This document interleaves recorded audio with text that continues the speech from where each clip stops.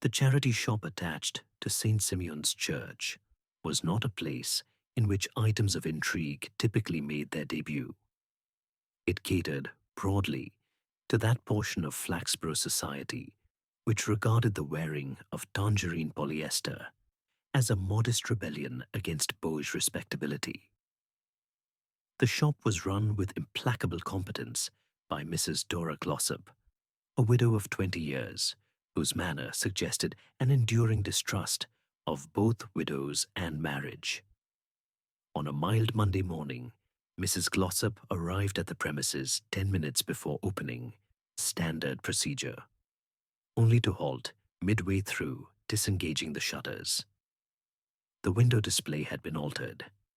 There, nestled among the usual tartan thermos flasks and chipped porcelain dogs, lay an antique rosary of unusual delicacy.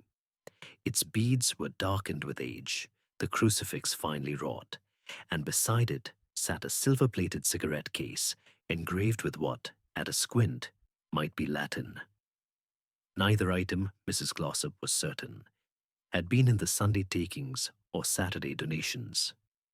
"Miss Dobb," she called through the back room, "did you approve a new window display?" Miss Dobb, a pale ex-librarian of neutral convictions, entered with the air of one whose breakfast had contained too much prune. "I most certainly did not." The two women stood before the glass, as though observing a corpse through a church hall servery. "That rosary," murmured Mrs. Glossop, "is Sister Matilda's. I remember it from the parish fete in 2002. She wore it like armor." Miss Dobb narrowed her eyes. "She's dead, isn't she? Retired. To the coast, supposedly. But I've not seen her mentioned in the diocesan trumpet for years." That very afternoon, murmurs began. Not the excited hissing kind found in scandalized cities, but the roundabout speculations of provincial unease. By Wednesday, a letter, anonymous and crisply folded, had made its way to the police station via the rector's pigeonhole. It contained 5 words in careful block capitals. "She came back last week." Inspector Walter Purbright, who treated police matters with the same patient consideration one might afford a wasp in the parlor, read the letter thrice before folding it once more and placing it into his inside pocket. He did not immediately suspect foul play. Rather, the situation exhaled the faintly musty scent of a reputational incident, always Flaxborough's preferred form of scandal. He walked across the market square and into St. Simeon's at a pace that did not risk health or curiosity. Canon Pimble received him in the vestry, where a coal fire was being coaxed back to life by a churchwarden, using methods reminiscent of medieval dentistry. Pimble was a man whose convictions were sound, provided they were not examined too closely. "A curious matter," said Purbright, folding his hands behind his back. "This rosary, now gracing your charity shop window, did it come with a note of provenance?" The canon smiled, without using his eyes. "I'm afraid I wouldn't know. Mrs. Glossop handles such things. I find delegation to be spiritually efficient. It belonged, we think, to Sister Matilda." "Did it?" said Pimble, with the faintest lean towards the fire. She was a singular presence, quite firm. "I understand she retired." "Yes, to the coast. Near Bridlington, I believe, or Scarborough. One of the morally safer resorts." Strange, then, that no death notice has appeared. The diocesan office has her listed only as removed from order. Pimble's smile contracted. She had doctrinal peculiarities. Unforgivable ones? The canon busied himself with the fire tongs. Let's just say she mistook obedience for complicity. There are always one or two. Indeed. And did she ever express an interest in returning to Flaxborough? Not to me, though she always disliked closure. The ambiguity hung between them like a drawn but sheathed sword. Back at the police station, Sergeant Love, who read the church times in secret and therefore knew better than to underestimate ecclesiastical politics, produced a copy of Flaxborough parish notices dated 2017. Look here, sir. Sister Matilda was listed as matron emeritus of the convalescent home. Then her name simply stops appearing. Purbright took the paper, inspected the layout with quiet distaste, and said, "Disappearing in Flaxborough requires significant effort. Someone assisted her." He turned to the anonymous letter once again. She came back last week. But to whom? Mrs. Glossop, when questioned, stood stiffly behind the charity shop till and resisted implication with the muscular restraint of a person well trained in Anglican disagreement. "I open every donation bag myself. I match items to donor sheets. There was no entry for a rosary or cigarette case. Could it have been dropped in? We do not accept anonymous donations. It encourages unwanted variety." Purbright let the silence do its work. Mrs. Glossop sighed. "It was there Tuesday morning. I assumed it had been shelved late Monday by Miss Dobb, who assumed I had done it Sunday. I checked the roster. No one had the keys but us. Has anything else gone missing recently? Or appeared?" She hesitated. "A letter opener shaped like a fish vanished last month, but frankly, it was vulgar." Later that day, Purbright walked to the churchyard. Autumn had begun to withdraw its lease on the summer borders. The wind moved without commitment. Near the edge of the graves, he noticed a small votive candle, unlit, but recently placed, tucked against the stone of a former parish councillor, whose widow still corrected grammar in parish bulletins. Affixed to the base with blue tack was a business card. It read only M. Dulwich, quiet rooms, no address, no telephone. Purbright slipped it into his notebook. That evening, the inspector prepared tea in his modest kitchen. His rooms, though neat, had accumulated the emotional dust that gathers in homes where nothing is thrown away, but nothing new appears either. He placed the cigarette case, borrowed for examination, under the lamp. The engraving was clearer now. Veritas prevaricatorum salutium. He translated it aloud, carefully. "Truth is the comfort of liars." He smiled faintly. The next morning, he received a second letter. Same type, same envelope. Not dead, not silent, not sorry.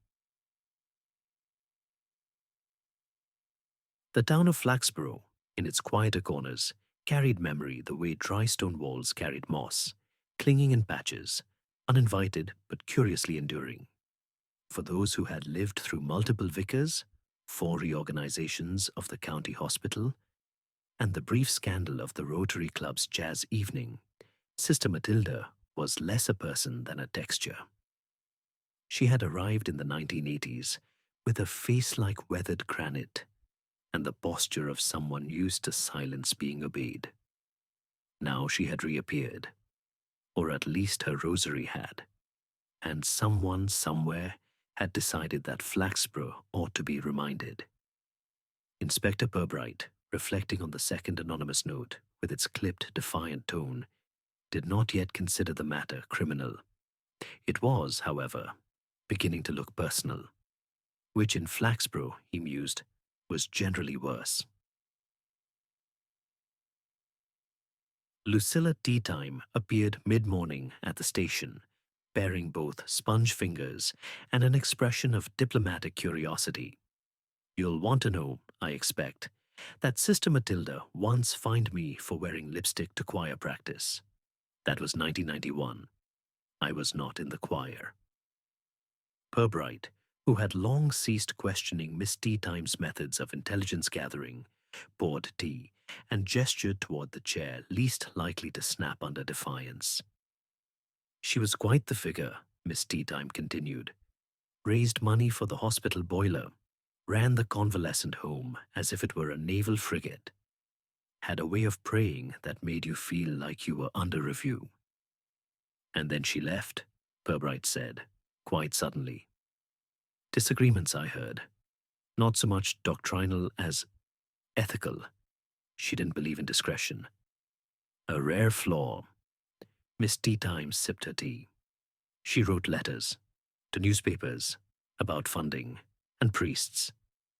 I've not found a death notice, nor a transfer. She didn't die, Walter. She left Flaxborough. That's a more suspicious act, to my mind. Purbright smiled faintly. Do you recall her full name? Matilda was her religious name. Her given name, I think, was Doris. Doris Greaves. She disliked it intensely. You could tell by the way she wouldn't answer to it. At the municipal archives, located inconveniently above the public toilets and below the disused Masonic lodge, Sergeant Love unearthed a personnel file marked Convalescent Home, Staff, Resigned. A brief page, typed on brittle onion skin paper, listed one Miss Doris Greaves, appointed matron in 1996, resigned without pension in 2017. Under remarks, left by mutual arrangement, recommended for non-parochial reassignment, which, said Love, tapping the page with a blunt finger, is clerical, for shown the door with politeness and some relief. Next to the file lay a small envelope, addressed in neat script to Dr. Yarrow, CO Convalescent Board. Inside, a folded page. The writing sloped leftward, angular, unmistakably feminine. You may tell the bishop I do not consider obedience to be the same as faith. I know the difference between kindness and silence. The church does not. I am leaving to avoid a scandal. Please do not thank me for it. Signed, T.G. Jude's Printworks, a shop now doing less printing than laminating. Purbright spoke with Mr. Chubb, who had for years been the unofficial custodian of the town's typefaces and its most pedestrian secrets. Yes, said Chubb, when shown the name Doris Greaves. We did cards for her. Invitations, I think. Back in 2015. Invitations to what? Spiritual retreat. Said it was for women of the cloth needing rest. I remember because she insisted on using old-style script, black-letter Gothic. Quite unreadable, but she called it honest. Did you attend? Chubb chuckled. Heavens no, not my sort of cloth. But I do remember a few odd deliveries going to the convent that summer. Mattresses, bottled water, a full tea service. Purbright nodded. All above board? Well, said Chubb, with the slow satisfaction of a man nearing his anecdotal stride. I did wonder. She paid in cash, all in small notes, wrapped in a paper sleeve that smelled of lavender and disinfectant. In a shaded cul-de-sac, near the remnants of the old coach station, Purbright found a neat, anonymously dignified flat above a hat shop. The name on the bell read, M. Clay. A neighbor, watering geraniums in a window box with indifference, confirmed that the flat was now let to a woman, older, quiet, might be religious, might be something else entirely. When the door opened, the woman within was not Sister Matilda. She was shorter, wearing a cardigan of such muted tone it might have been designed by negotiation. She introduced herself as Pauline Clay, once Pauline Daunt, a probation officer until her early retirement. Yes, I knew Sister Matilda, she said, after a silence calibrated precisely to weigh the question. She was a woman of principle, unfortunately. Did she return recently? I haven't seen her in years. Would you tell me if you had? Mrs. Clay's smile had all the warmth of a judge's clerk. Inspector, I have never believed in lying, but I am a long-standing practitioner of omission. Did she use the name Doris Greaves with you? She used it when she wanted to be disliked professionally, which was often. Back at the station, Purbright stood by the window, watching a bus trundle past with the phrase, "Uncover historic Flaxborough," plastered along its side. He thought about Sister Matilda, or Doris Greaves, who seemed to have been a woman determined to remain visible only to those not tasked with seeing her. She created a private retreat, he murmured, outside church oversight, held it within church property, funded it in cash, and disappeared quietly. Love looked up from his notes. Sounds like a nun running a sideline in spiritual witness protection. Or someone building something the church wouldn't allow. Do we think she's back? I think she never fully left. That evening, Mrs. Glossop closed up the charity shop with her usual ritual, tidying the till, adjusting the curtain tie, and muttering the phrase standards are what remain when staff do not. She locked the door and turned once, halfway to the curb. In the window, someone had placed a card behind the rosary and the cigarette case. It was an index card, cream with a red border. On it, typed neatly, "The body is not the sin. The silence is." Digi. Mrs. Glossop blinked twice and removed it at once. She did not mention it to anyone. The Flaxborough Municipal Baths, built in 1911 and never since subjected to the corruptions of renovation, retained the faint odor of scorched chlorine and municipal soap. Its tiled corridors echoed with the soft slaps of rubber soles and the unhurried murmur of pensioners discussing rheumatism with liturgical solemnity. It was here, among the cautious laps and neatly folded toweling, that Miss Agatha Rumbold made her observation. She was drying her hair in the ladies' changing room, an activity she approached with the same measured precision she once applied to organizing the Headmistresses' Association when she spotted a figure across the room, reaching up to retrieve a cardigan from a peg.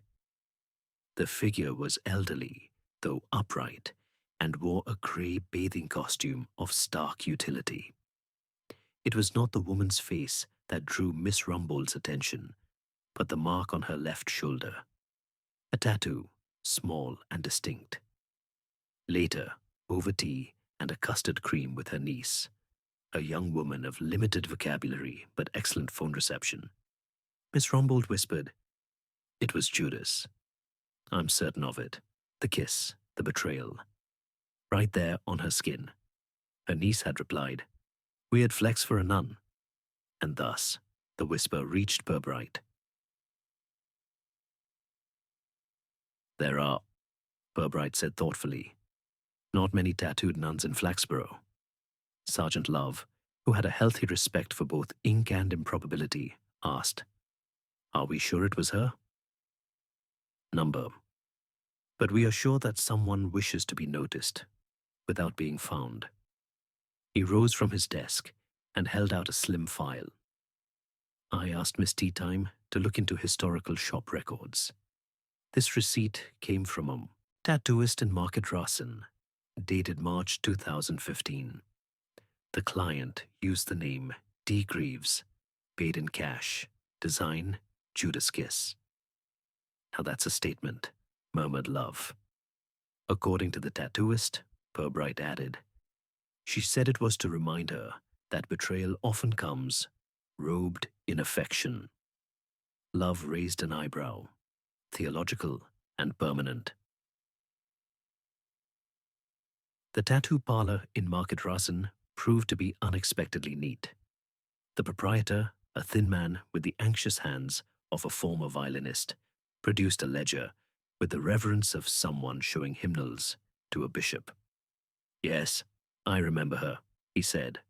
"Older lady, quiet, not unfriendly, wore gloves, chose the image herself." He paused. "Unusual choice for a nun. She said she wasn't one anymore. Still walked like one, though. You know, straight back, eyes that didn't blink often enough." Purbright nodded. "Did she say what it meant?" "She said it helped her remember who to forgive and who not to trust." Meanwhile, in the vestry of St. Simeon's, Mrs. Glossop discovered a second anomaly, though she chose not to call it that out loud. It came in the form of a single envelope left beneath the service sheet proofs. The handwriting was recognizable to anyone who had ever received a note of correction from Sister Matilda. Slanted, angular, and devoid of loops, it read, "To Mrs. Glossop, for distribution only if the church becomes a museum." Inside was a letter, 2 pages, typed, unsigned, philosophical in tone.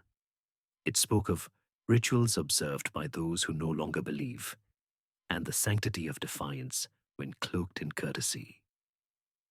The author referred to herself only as a woman once mistaken for devout.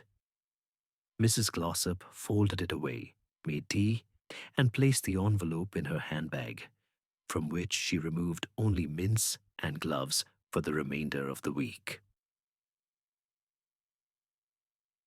Back at the police station, Purbright reviewed a second thread of inquiry. Sergeant Love had, with some reluctance, called on Mrs. Marjorie Elton, once a probation officer, and now a tenant in the flat above her own hat shop. Miss Elton was difficult to interview, largely because she resented interruption, dialogue, and memory in general. When asked if she'd known Sister Matilda under the name Doris Greaves, she said, "Yes, of course. She was my client. Or perhaps I was hers. The boundaries blurred. She lived here recently. Number. But she posted things. Odd pamphlets, essays. Once a short play about St. Thomas that ended with Judas opening a flower shop. Quite good, actually. Why send them to you?" She said the parole office always made a good confessional. Purbright sat late into the evening with the rosary and cigarette case before him. The silver still bore faint fingerprints, as though someone had held it too tightly and too often. He opened it. Inside, where once cigarettes might have rested in disciplined rows, sat a torn page from a prayer book. The passage had been underlined. "Let your yes be yes, and your no, no. Anything more comes from the evil one." Below it, in small script, "They never liked how certain I was. DG." The following Sunday, during evensong, a note was slipped into the collection plate. The usher, a man of vigorous orthodoxy and declining eyesight, handed it to Canon Pimble with a murmured complaint about graffiti in sacred spaces. The note contained a single line. She never left the church. She just stopped waiting for permission. It was Lucilla Teatime who supplied the final detail that week. "I rang a contact of mine in the Diocesan Housing Board," she told Purbright. Strictly casual, naturally. She sipped her coffee. "There is, apparently, a small room reserved under a pseudonym in a converted convent building. Rented quarterly. No forwarding address. Paid in cash, in advance. The name on the register, M. Dulwich, not D. Greaves. Number." But her favorite author was George Eliot, Middlemarch. Mary Ann Evans wrote under the name George Eliot. Born in Nuneaton. Later used the name Marian Dulwich. Purbright looked up slowly. A false name borrowed from a real woman who used a false name. "Layers," said Miss Teatime with quiet satisfaction. "Like onions and saints." That night, Purbright returned once again to the baths, not for a swim, but to inspect the changing rooms. The staff, untroubled by authority, so long as it entered quietly and left with minimal comment, offered him access. In the third cubicle from the left, a locker bore a strip of masking tape. On it, written in thin blue ink, Dulwich, M. Inside, a modest towel, a pair of brown walking shoes, and a devotional booklet titled Truth and the Scandal of Obedience. Tucked between the pages was a pressed violet and a bus ticket, punched last Thursday, destination, Flaxborough Market Square. The former convent of St. Clotilde's, a modest red brick edifice marooned behind the tax office, had not echoed with prayer since 2018. The last resident nuns, Sisters Evangelina, Muriel, and Rose, had departed under vague arrangements involving reallocation to diocesan-supported residences, a phrase which, in Flaxborough, often meant a bungalow in North Scarborough with a broken immersion heater and neighbors who did not hold with incense. Following their departure, the building passed, quietly and with the usual diocesan reluctance to involve estate agents, into the hands of a cultural trust dedicated to the preservation of heritage domesticity. Their flagship initiative, the Convent Garden Club. Officially, the club existed to promote the cultivation of heirloom herbs, embroidery with liturgical themes, and the use of silence in companionable horticulture.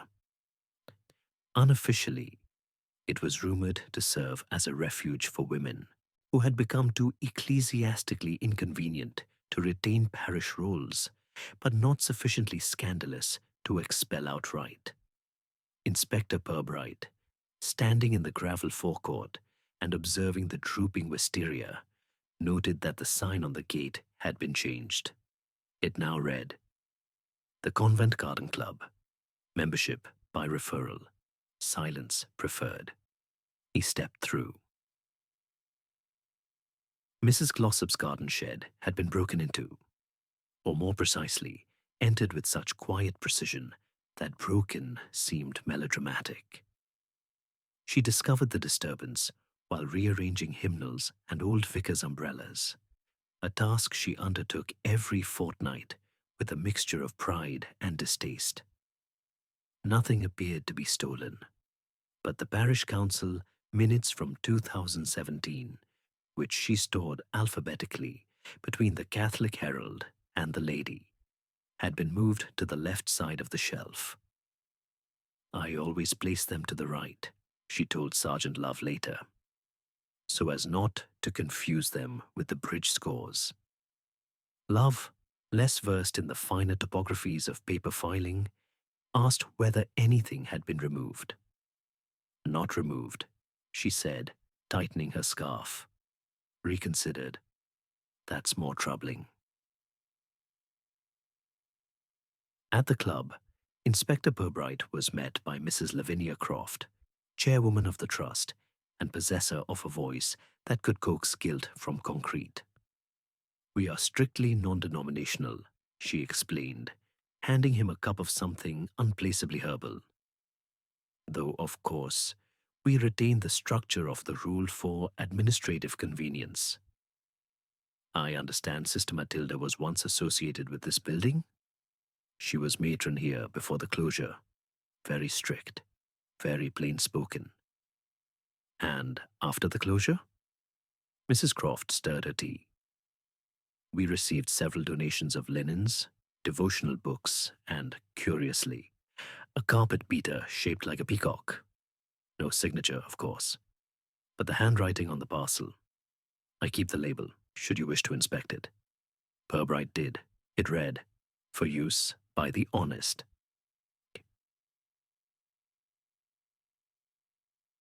The garden itself was a well-tended rectangle of beds planted with herbs and defiant foxgloves.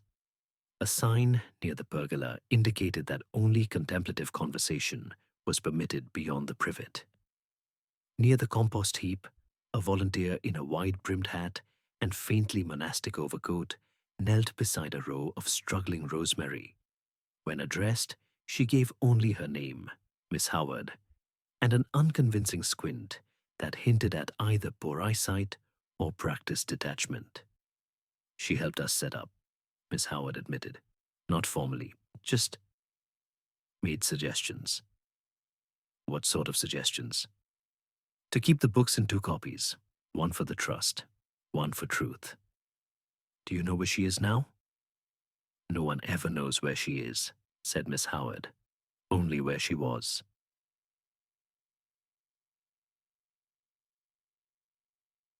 In the back office of the club, a locked drawer yielded to Purbright's authority with the soft reluctance of hinges unused to cooperation.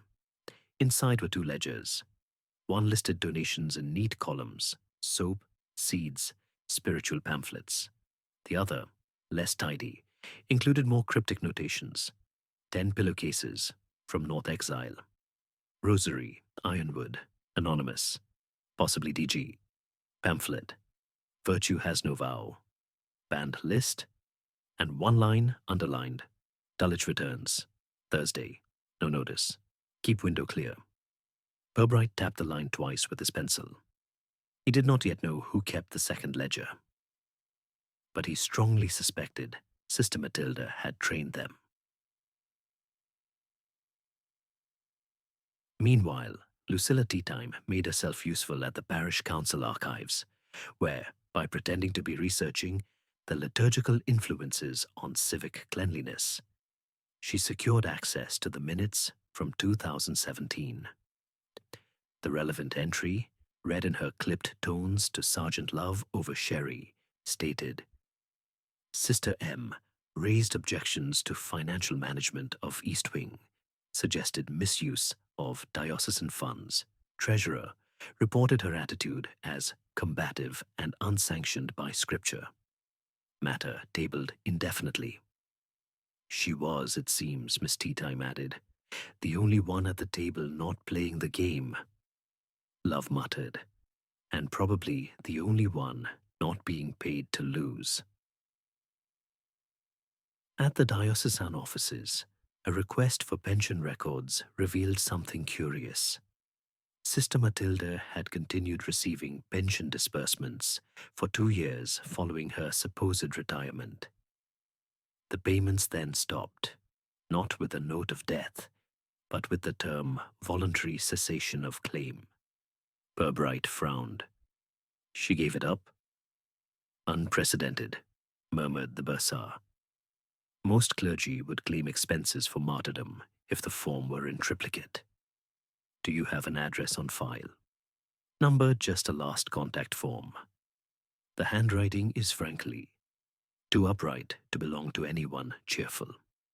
The form listed a correspondence address, not a residence. Care of Pauline Daunt, above Millinery, Flaxborough. A circle was tightening. That evening, back at the station, Purbright reviewed his notes, while the wind worried the window panes with Anglican persistence. A nun with a tattoo of Judas. A garden club whose ledgers required interpretation. A shed broken into with surgical intent. 2 ledgers, one for trust, one for truth. And a rosary once worn with iron conviction, now resting in a charity shop window like a warning. Flaxborough, for all its outward respectability, had never been free of minor heresies. But this was something else. A woman had returned, not to reclaim, but to replant. And someone, somewhere, did not want her roots to hold. On his way home, Purbright passed the charity shop. The window had been redressed. The rosary and cigarette case were gone. In their place, a small terracotta pot from which sprouted 2 thin stalks of rosemary. A card was tucked between them. For remembrance and seasoning. DG. He stood for a moment, hat in hand, then walked on. The Flaxborough Town Library, despite its post-war concrete frontage and a carpet smell evocative of wet hymnals, remained the borough's most accidental archive. Over the decades, local bodies had seen fit to deposit surplus correspondence, misfiled minutes, and entire boxes of administrative shame into the building's hushed interior, where they lay untouched save for the occasional researcher or moth. Miss Teatime, finding in herself a scholarly zeal not wholly untouched by malice, had arrived early and with gloves. She was in pursuit of the Diocesan Supplementary Reports 2017 to 2019, a collection which, according to a pencil note in the parish's financial register, had been archived pending re-evaluation after a sudden visit from a bishop emeritus known chiefly for his Latin puns and gift for smoothing scandals with a trowel. "I'm looking for box B27, she explained to the librarian, a man with the resigned air of someone accustomed to requests about World War rationing leaflets and rogue footnotes. "It will be brown, most likely, tied with string, and whispering faintly of misjudged virtue." The librarian, without comment, led her to the back stacks. By midday, she had found it. A dog-eared cardboard box, stamped Diocesan Miski. Reconciliations, containing 10 files, 3 rubber bands, and a desiccated lavender sachet that lent the entire enterprise the aroma of guilt masked with good intentions. The file marked Matilda Senior. Personnel was unusually thin. 2 memoranda, 1 unsigned note, and a folded pamphlet. The first memo, dated November 2018, read, "Sister Matilda has raised concerns regarding unauthorized withdrawals from the East Wing Restoration Fund. Requests investigation. Tone inflexible." The second, 1 month later, matter closed.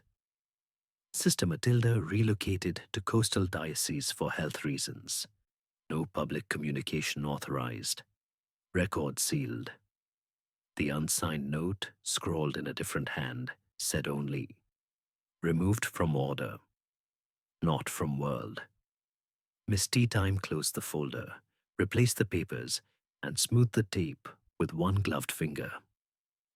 Her expression, if seen, would have reminded a viewer of a cat realizing the cream had been cleverly hidden, but not beyond reach.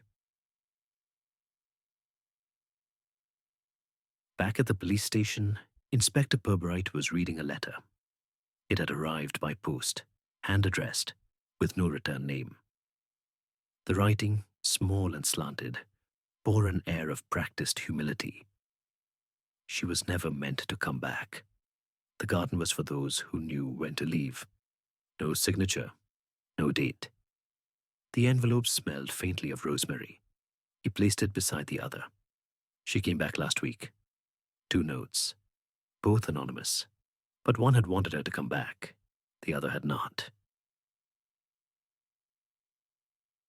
Sergeant Love, who preferred his mysteries with visible footprints, had taken it upon himself to visit the millinery above which Sister Matilda's last known contact, Miss Pauline Daunt, was said to reside.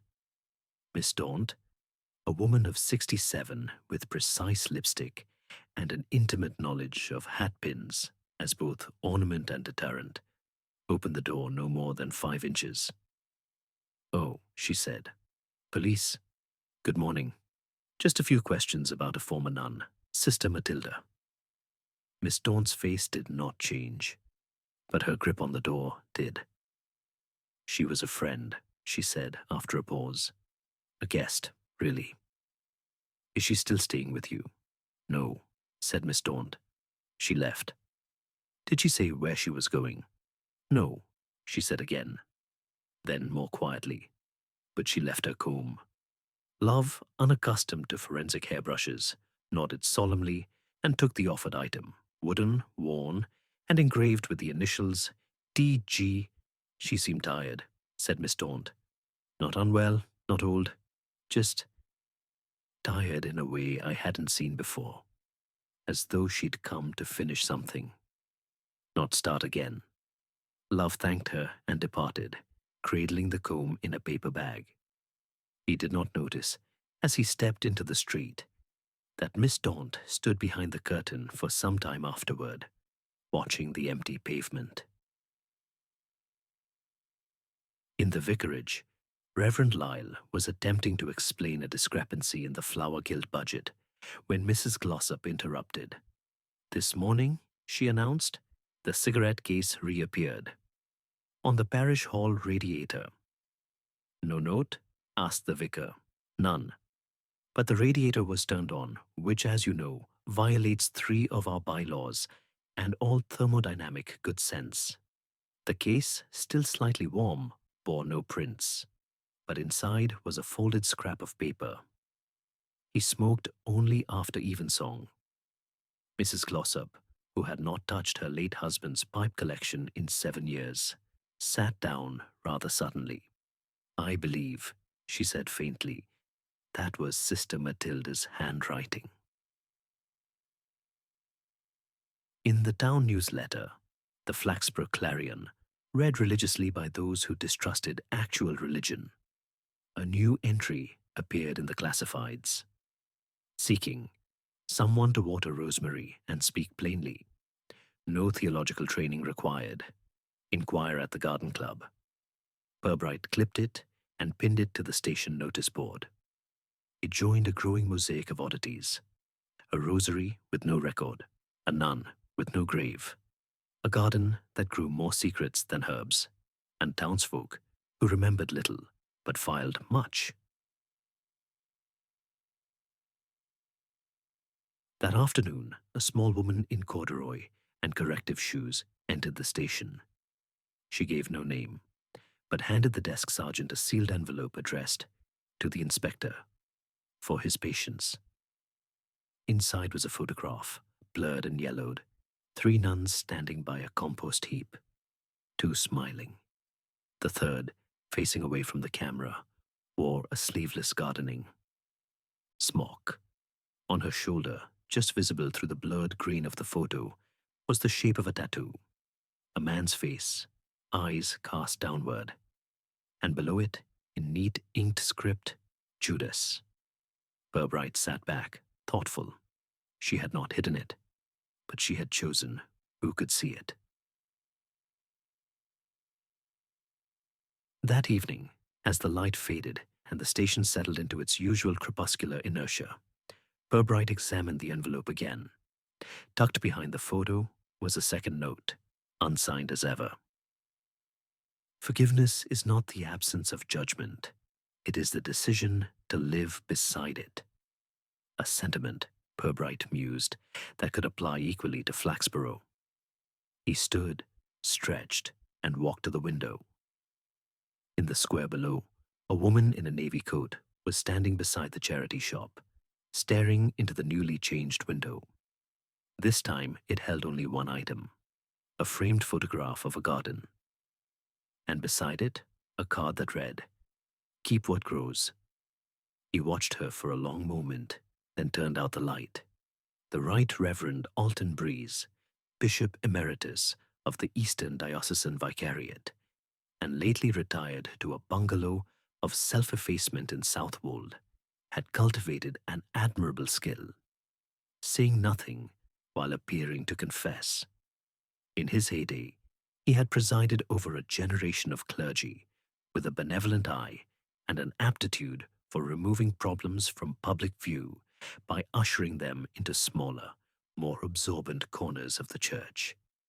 His letters, still prized by diocesan archivists for their elegant slipperiness, could both deny and admit in a single phrase.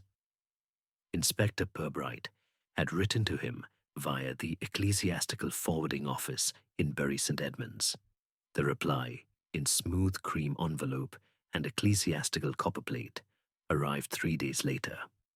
Dear Inspector, I am, as ever, at the mercy of poor recollection. But I do faintly recall a Sister Matilda, a woman of exceptional discipline, somewhat out of step with the temperament of her age.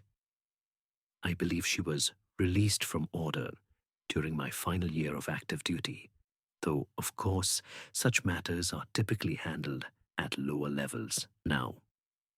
If memory serves, the reason given was one of profound spiritual discomfort, which may, in the terms of church correspondence, mean almost anything.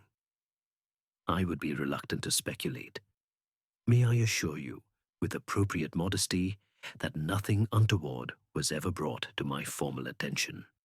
In Christ, plus Alton Breeze Purbright, reread the final paragraph, not without admiration. Appropriate modesty, he murmured, an art lost to most institutions.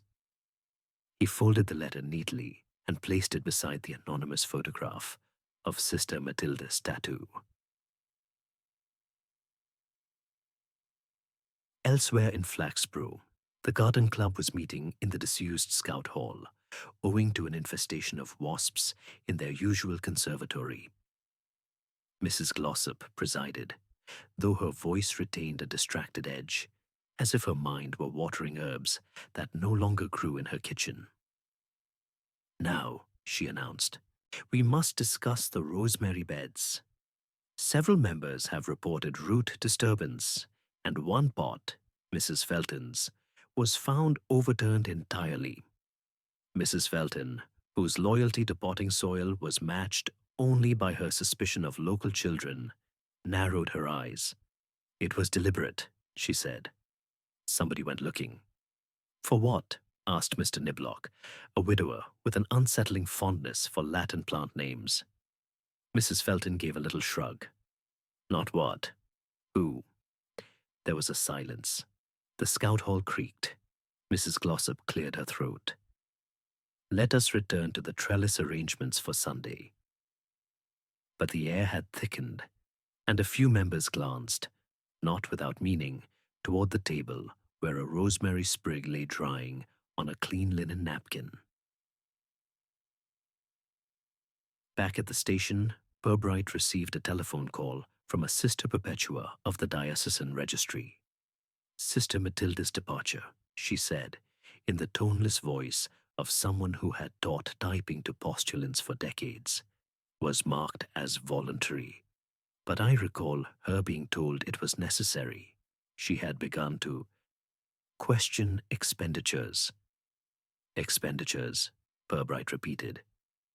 The East Wing Restoration Fund, said Sister Perpetua. In 2018, she noticed that receipts had been issued for repairs that had not occurred. Stonework and lighting, mostly.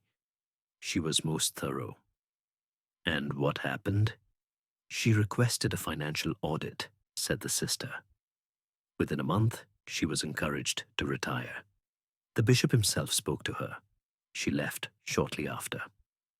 Purbright was silent a moment. Did she protest? A faint crackle on the line. Then, she said something I've never forgotten. If they cannot restore the walls, she said, they cannot keep the light. Sister Perpetua hung up before he could thank her. Miss Teatime, having adopted the persona of a casually curious widow, was now making her second visit to the sacristy under the pretext of misdelivered hymnals. The sacristan, a man whose chief talent was concealing indifference behind devotion, allowed her to pass with a nod. Inside, she examined the room with a gloved fastidiousness. Vestments, brass candlesticks, incense tins, a safe locked, a cabinet of devotional items likewise. But above the sink, tucked behind a modest calendar of saints, was a forgotten envelope. She opened it delicately. Inside, a receipt, dated July 2018. 4 altar wall sconces, restoration project, £4,720, signed Father Cyril Lamb. And scribbled in pencil beneath, only 2 delivered. Ask no more. She replaced the envelope precisely as it had been, and departed with her hymnals. That evening, In a corner of the parish cemetery, Mr. Niblock, the Latin-loving widower, was seen watering a bed of thyme that no one remembered being planted. He did so with great care, then straightened and looked around him, as if expecting someone. What he found instead was Inspector Purbright, standing beside a weathered angel. "Evening, sir," said Niblock. "You garden here often?" Purbright asked. "Only the herbs," said Niblock. "Can't abide flowers. Too forward." Purbright looked down at the thyme, its leaves dark and sharp-edged. "Did you know Sister Matilda?" "Oh, yes," said Niblock. "We met once. She asked me what Judas might have smelled like." Purbright blinked. "And what did you say?" "Rosemary," Niblock replied, "and burnt candles." He tipped his hat and walked off through the headstones. That night, a third note arrived at the station, left in the letterbox, unsealed. Bishop Breeze forgave the theft, but he never paid the debt. She was the last to know. It was unsigned, as always, but this time it had been typed. Purbright compared it to the diocesan memos. The spacing, the faint ribbon ink, same model, same misaligned T, from the church office, or someone who once had access. He returned to his desk and turned the photograph over once again. 3 nuns, a compost heap, a tattoo. What had Sister Matilda seen? Not just financial wrongdoing. That alone would not have driven her to secrecy, to vanishing. Number she had discovered a pattern, one carefully weeded from public view. And now she was back. If not in person, then in paper, in notes, in herbs, in hands that dug when no one watched. The bishop, retired and irreproachable, would never be prosecuted. But the silence was fraying. Miss Teatime, as ever, had a plan. She placed a final item into a handbag, a copy of the church newsletter from August 2018, in which Father Lum had praised the generous donors who had made the East Wing glow anew. Except the East Wing had never glowed. Its lights had never arrived, and its funds had, according to Matilda's margin notes, gone directly into an account named Petra Firma Lelid, a shell company, a fictitious restoration, and perhaps a very real motive. Purbright locked the station and walked the long way home. At the far end of the square, the charity shop had changed its window again. Tonight, it displayed only a wooden comb and a sprig of rosemary in a glass. And on the inside of the glass, someone had written, barely visible in the fading light, "The dead do not forget, but they forgive what's uncovered." He paused, and for the first time since the case had begun, allowed himself a small smile. Something was beginning to take root. By the time August reached its midpoint, Flaxboro's summer had assumed its usual pattern. Unevenly mown lawns, church fed, designed to attract nobody under 50, and an abundance of public silences layered like peeling paint over private misgivings. In the herbaceous border outside the vicarage, the rosemary had browned. Inspector Purbright, on the other hand, was feeling rather green, though not with envy, but anticipation.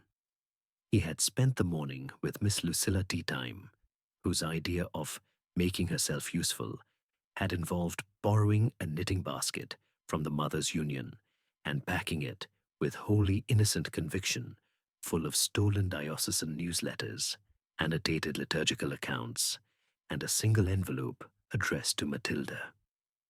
Delivered personally, Purbright inquired. But of course, Miss Teatime replied, through the back gate. I left it under a brick shaped, suspiciously like a toad. And you saw no one? No one worth remarking on, except the curate's wife. She was spraying something with remarkable fury, either black fly or guilt. I couldn't tell which. Across town, in a corner of St. Simeon's cemetery, rarely visited even by the local cats, the rosemary bed was found disturbed once again. This time, a plastic marker had been left in place, in memory of those unremembered. Mrs. Glossop, who discovered it during her early circuit of the grounds with a clipboard and a critical eye, assumed immediately that the garden club had gone rogue. She telephoned the station. "I wouldn't trouble you normally, Inspector," she said, "but this borders on ecclesiastical impersonation." "How so, Mrs. Glossop?" "Well, no one's died recently who oughtn't."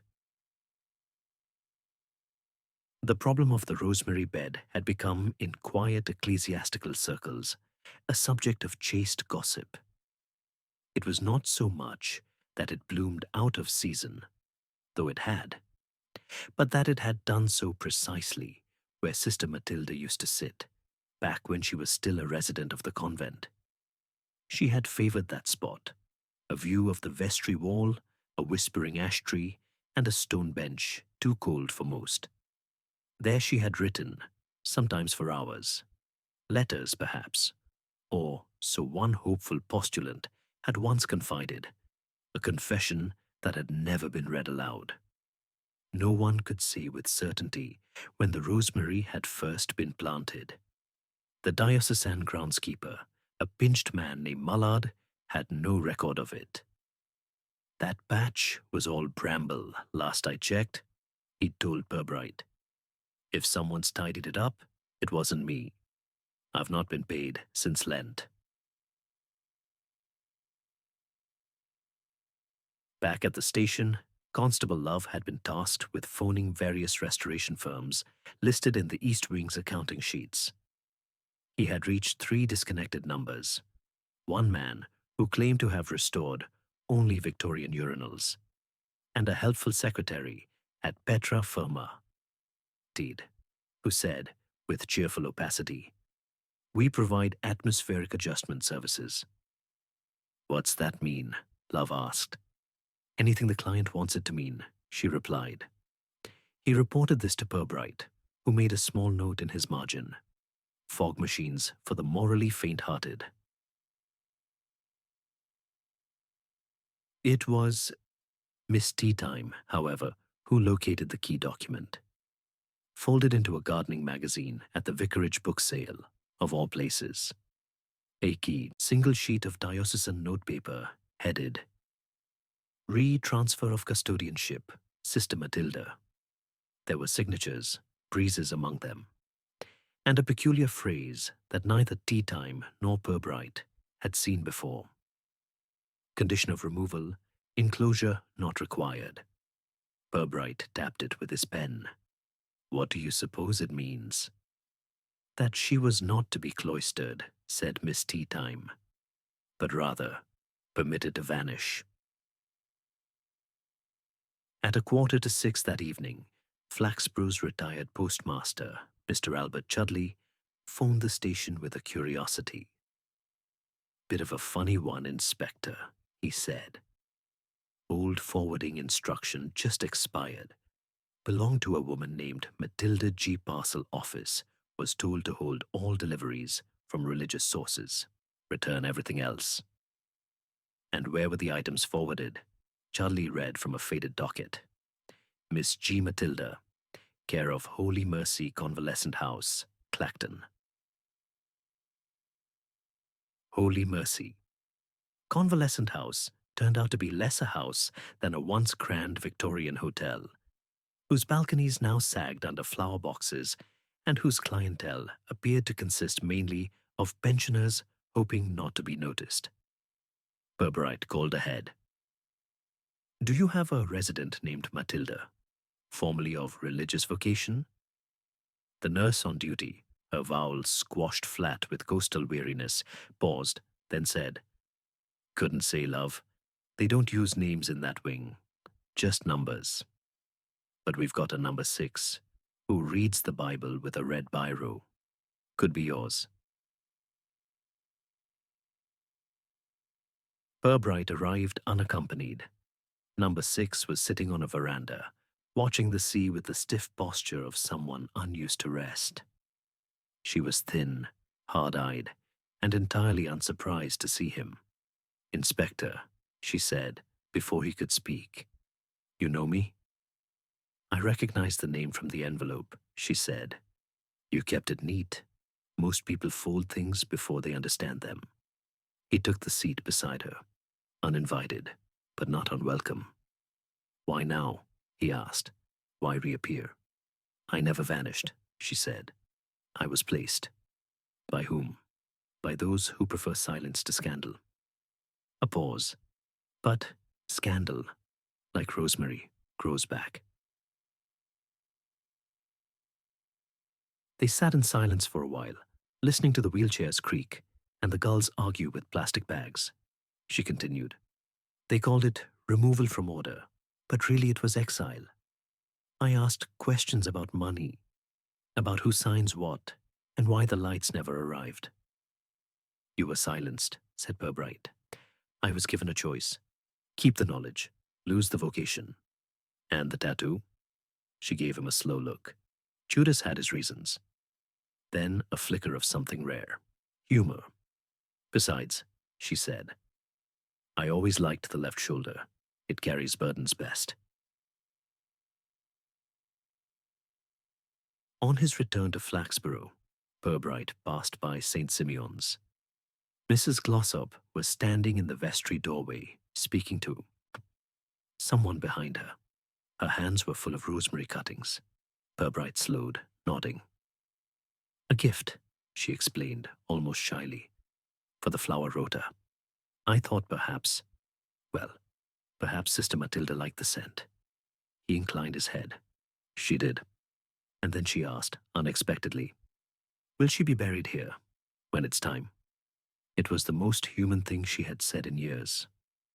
"I believe so," Purbright said gently, "and perhaps not alone." That night, a fourth letter arrived, a single line only. "The church may bury what it fears, but it cannot bury what it owes." It was written in purple ink. Miss Teatime examined it beneath her reading lamp. That, she declared, was written by a sacristan with a grudge. And Purbright, weary but no longer wandering, leaned back and murmured, "Then it's time to visit the sacristy." Among the many contradictions tolerated in Flaxborough, perhaps the most enduring was the minor canon of St. Ethelwold's. Father Dowsby, an anxious man with the face of a kindly butcher and the pastoral instincts of a court stenographer. His sermons were brief, his advice dispassionate, and his presence somehow both unmissable and unmemorable. He was, in short, ideal for hearing confessions. Inspector Purbright had been meaning to call on him for some days, but decorum had kept pushing the matter off the calendar. It was, after all, one thing to question a clergyman about church finances or forgotten nuns. It was quite another to suggest, however delicately, that he might be sitting on a vestry full of secrets more sulphurous than sacramental. Still, the fourth anonymous letter, with its acid purple ink and clerical cadence, had narrowed the field considerably. Purbright found Father Dowsby in the sacristy, polishing a thurible that had not swung in earnest since the Queen's last jubilee. The room smelt of beeswax and liturgical caution. "Inspector," said Dowsby, without looking up, "you're here about Matilda." It was not a question. Purbright studied him. "You know the name?" A better question might be, who didn't? She was never content to sit in her pew. Disruptive, unembarrassed. He smiled thinly. She asked where money went and to whom. Rare qualities in a religious. Did she confess anything unusual? Dowsby's eyes lifted, amused. "Inspector, I may look like a soggy biscuit, but even I know better than to quote a penitent." not even if the penitent was, technically, no longer in communion. That, Dowsby said, would depend on who declared her out of it. Back at the station, Constable Love had been tasked with a rather sullen errand, cross-referencing diocesan financial audits with the vendor accounts of a now-closed Catholic girls' school located just outside Flaxborough. The institution, Our Lady of Perpetual Enquiry, had shuttered some 8 years prior, citing falling vocations and unhelpful whether Love, who had once dated a girl educated there, found the audit trail surprisingly tidy. Too tidy. "Inspector," he reported, "they were buying cleaning supplies from a firm that doesn't exist. It was listed as White Martyr Domestic Services. I checked. No tax records, no staff, nothing. White Martyr," Purbright repeated. Miss Teatime, lounging nearby with a cup of perfectly judged tea, looked up. "That's an old term," she said. "In hagiography, a white martyr is one who suffers without dying. Silent endurance, secret pain, that sort of thing." Purbright blinked slowly. Rather like an internal audit. A visit to the diocesan archives, conducted under the unimpressed gaze of Canon Collerby, revealed more peculiarities. The school's last bursar had vanished a year before the school closed.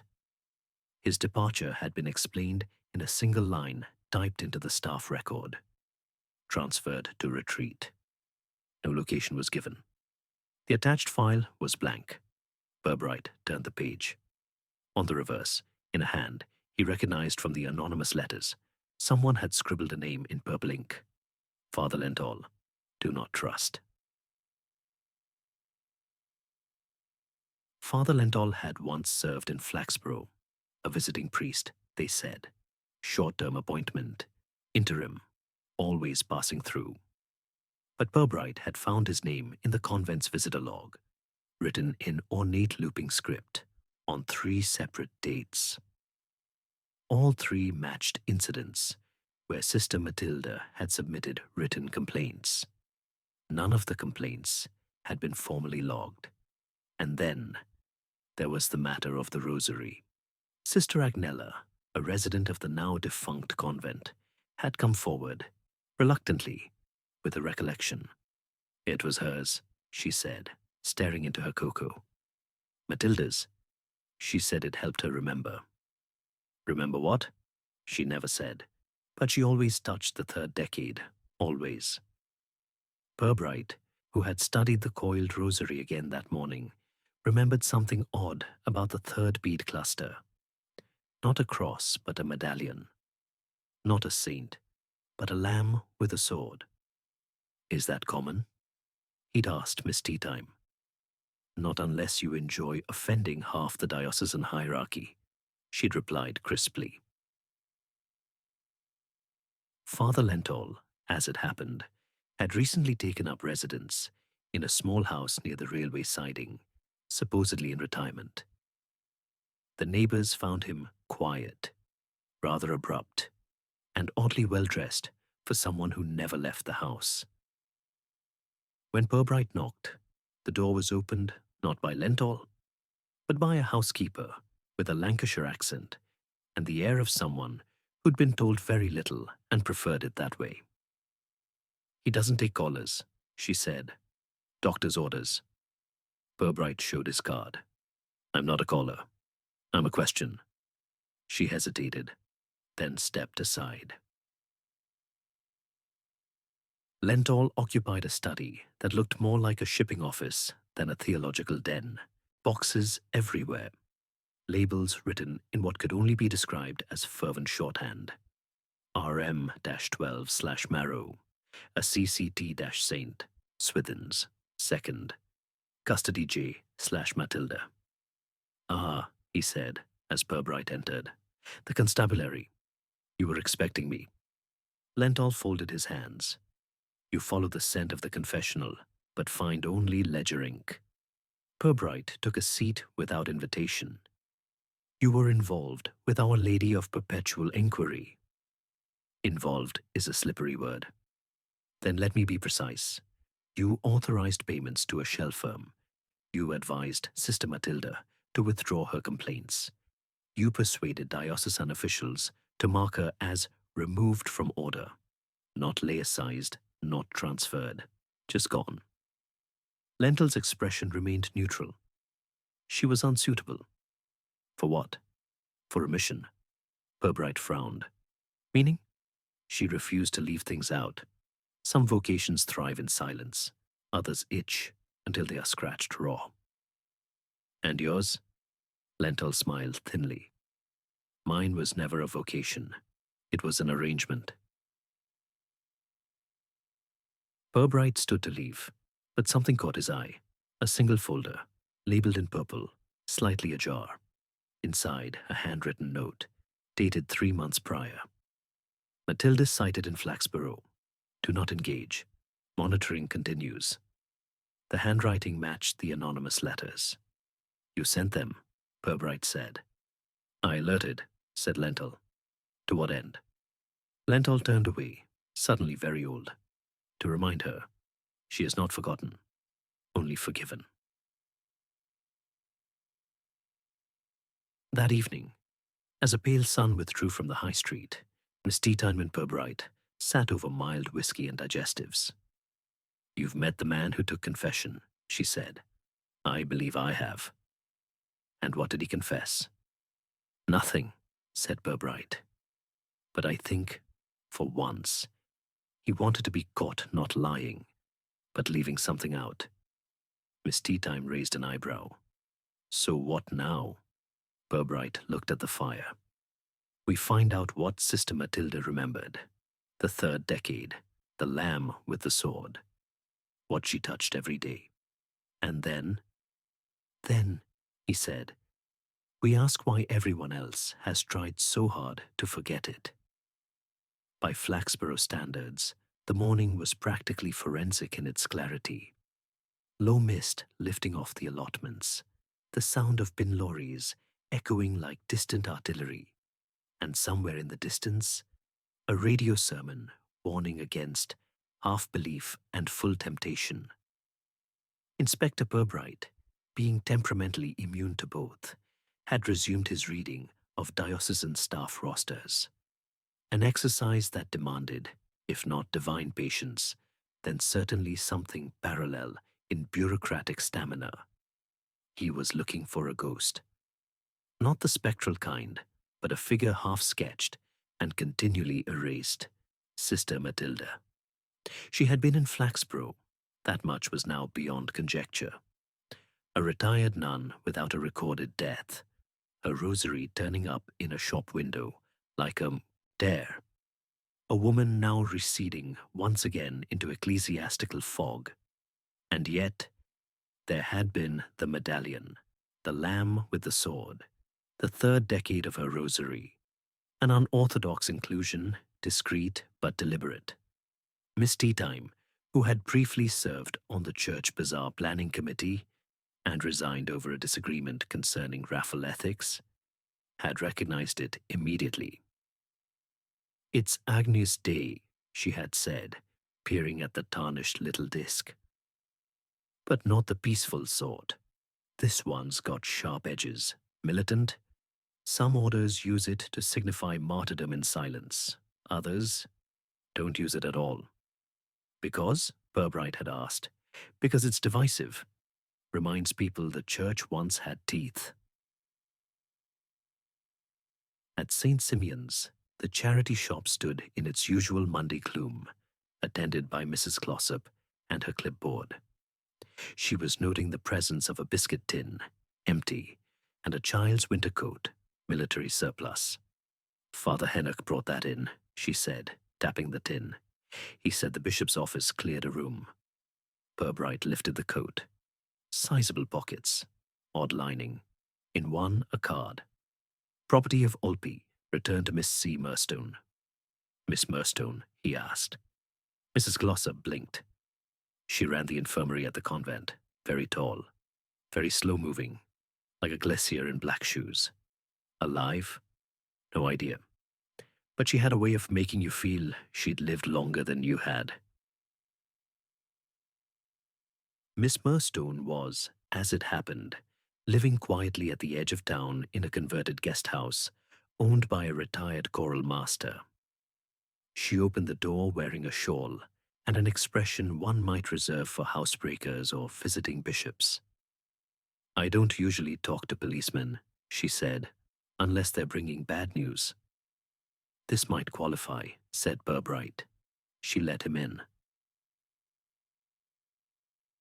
The sitting room smelled faintly of mint tea and detachment. Miss Murstone sat in an armchair without sinking into it. "You knew Sister Matilda?" "I did. She's missing. She always was." Purbright waited. She sighed, long and carefully, as though uncoiling years. She wasn't like the others. They obeyed, she asked. And when she asked, it was never about doctrine or relics. It was money, movement, transfers. She suspected something. She knew something. But she also understood Flaxborough. In what way? That no one's sin is large enough to prosecute, but always large enough to gossip about. Miss Murstone reached beside her chair and produced a notebook, bound in cracked leather. "She gave me this the day she left. Said if anything happened to her, I was to wait 5 years and then give it to the police. You waited 8. She told me to wait 5. She didn't say I had to count." Purbright opened the notebook. Each page contained a name, a date, and a location. There were no headings, no explanations. Just quiet. Enumeration. Miss Teatime, summoned later to assist, scanned the list. "These aren't nuns," she said. "They're girls, former students, ages, towns, most placed near small parishes." And she pointed to 3 names, circled faintly in blue pencil. "They died, all 3. Apparent suicides, over a 4-year span, and the others still alive," she said, "I think, but all placed within the orbit of a particular priest." Purbright didn't need to ask which one. Father Lenthal, when visited again, received them without objection. He had shaved and dressed more formally, perhaps in expectation of formality returned. Purbright laid the notebook on the table. "I'm familiar with it," Lenthal said. "Then you knew she kept records." "She kept records on everything. That was her disease." "Some of these girls were placed in parishes where you had direct authority." "Yes. 3 of them died. Others vanished." Lenthal gave a weary smile. "You think I harmed them?" Purbright said nothing. "Matilda was mistaken. I didn't exploit those girls. I protected them." "From what?" "From exposure." "Whose?" He leaned back. "Yours, mine, the church's, Flaxborough's. Take your pick." Later that evening, Purbright and Miss Teatime walked along the canal, which had recently been cleared of debris, following a letter-writing campaign led by the Women's Institute, and an anonymous tip-off that something improper had been dropped into it. "She protected them," Miss Teatime said, "or tried to, quietly, by keeping records, by becoming untrustworthy to those in charge. And now," Miss Teatime turned to face him, "now she's being remembered. That's more dangerous than being found." The chapter closed, as it so often did in Flaxborough, with a small and almost polite scene. A child, one of Mrs. Glossop's great nieces, was seen kneeling outside the charity shop window. She had in her hands the rosary, recently returned, and was counting the beads aloud. When asked what she was doing, she replied, "Mummy said this helps you remember." "What does it help you remember?" asked her aunt. The girl smiled. "What happened, even if nobody talks about it." Inside, the rosary's third decade gleamed, just for a moment, like something blessed and dangerous. It was not uncommon in Flaxborough for matters of moral sensitivity to be resolved by the weather. Rain discouraged outrage, fog softened recrimination, sunshine invited a discreet forgetting. On the morning in question, however, the town was afforded neither absolution nor ambiguity. The sky was the color of dishwater, and the light had the quality of being personally offended. Inspector Purbright, a man not often given to metaphor, found himself staring at the rosary laid once more before him, and thinking of it as a map, a string of places someone had traveled under constraint, each bead a location, each pause an occasion of silence. The third decade, with its militant medallion, had acquired a quiet notoriety. Half the town had now heard it mentioned, albeit euphemistically, as that peculiar pendant. A few parishioners had taken to referring to it as the Judas token, which was both inaccurate and, in Flaxborough, predictably poetic. Only one person had ever said outright what it actually was. Miss Teatime, after a morning spent rereading diocesan personnel rosters over lukewarm coffee, had found the note. It was a tiny slip, tucked inside the lining of the winter coat once owned by Miss Murstone, and now donated to the charity shop via the priest's rummage box. She held it up with tweezers and a raised eyebrow. "Another 5 words," she said, typed, unsigned. Purbright read them aloud. She bore it to Spite. "Spite?" he echoed. Miss Teatime shrugged. "Seems unlikely for a nun. But then again, she never struck me as fond of martyrdom, unless it involved paperwork." They met again with Father Lenthal, though by now the meeting had more the air of postscript than interrogation. He seemed almost relieved.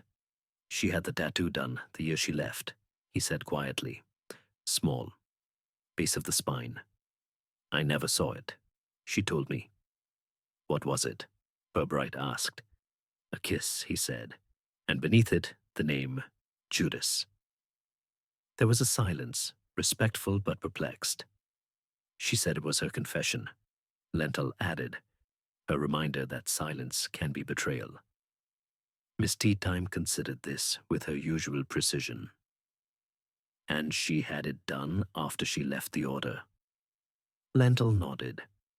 "She said she'd spent 30 years listening to things that needed reporting. But by the time she realized it, the opportunity had passed. So she did something that couldn't be uninked."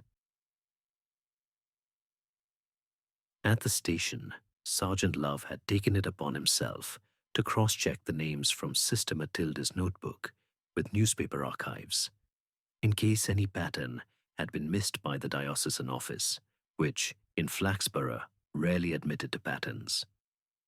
"What's interesting," he said, tapping the screen with a pencil, "is the obituaries." "Go on," said Purbright.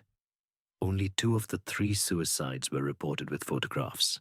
The third, one Madeline Carr, had no image, no family listed, and no funeral noted. Purbright leaned over. "What was noted?" Love turned the monitor slightly. "Just this. Private service held. No flowers, no press."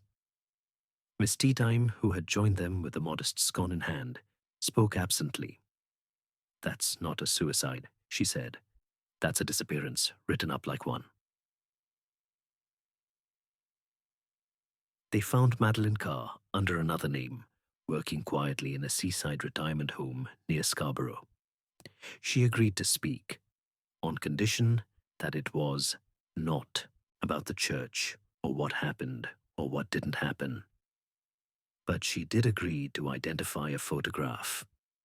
It was Sister Matilda, taken 10 years earlier, standing beside a parish bulletin board, her expression unreadable and her hands curiously empty. "Madeline Carr looked at the photo for a long time and said, "She never left." Purbright frowned. "I beg your pardon?" "She left the convent, but not the church. She still prayed. She still wrote letters. She still visited the girls. She called it rescue via courtesy." "And the tattoo?" "She called it her insurance," said Madeleine. "She said if they ever tried to call her mad, she'd drop her habit in front of the bishop and show him that kiss." Back in Flaxborough, in a room rarely used at the police station, kept mostly for files, forgotten umbrellas, and awkward meetings, Purbright laid out all the components of the case.